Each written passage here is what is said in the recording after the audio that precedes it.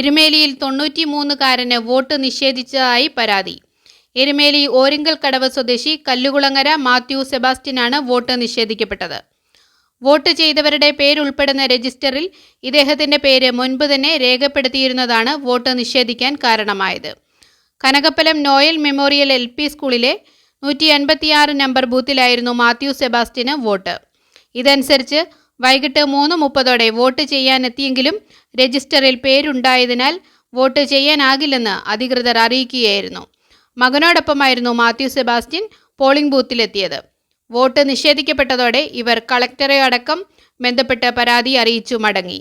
രാവിലെ ഉണ്ടായ അപകടത്തിന്റെ പരിക്ക് പോലും വകവയ്ക്കാതെ എത്തിയിട്ടും വോട്ട് നിഷേധിക്കപ്പെട്ടതിൽ വിഷമമുണ്ടെന്ന് മാത്യുവിന്റെ മകൻ മനോജ് പറഞ്ഞു. ഇതെൻ്റെ ഫാദറാണ്, മത്തായിച്ചൻ എന്ന് വിളിക്കുന്നത്. മാത്യു സെബാസ്റ്റ്യൻ, കല്ലൂക്കുളങ്ങര, ഓരിങ്ങൽക്കടവിൽ താമസം, എരുമേലി.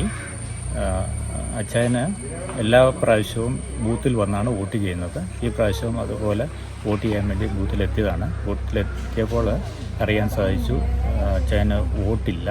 അച്ചായൻ്റെ ഇതിൻ്റെ രജിസ്റ്ററിൽ അത് വോട്ട് ചെയ്തതായിട്ടാണ് രേഖപ്പെടുത്തിയിരിക്കുന്നത്.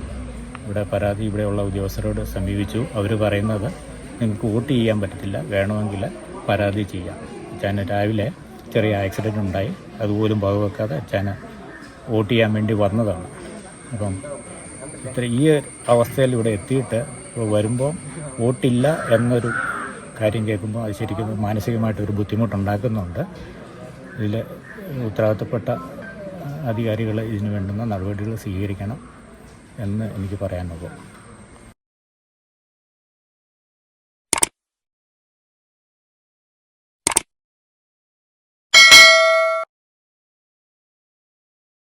വാർത്തകൾ ഇഷ്ടപ്പെട്ടുവെങ്കിൽ ലൈക്ക് ചെയ്യാനും ഷെയർ ചെയ്യാനും മറക്കരുത്. സത്യസന്ധമായ വാർത്തകളുമായി നിങ്ങളോടൊപ്പം ന്യൂസ് എരുമേലി എന്നും എപ്പോഴും.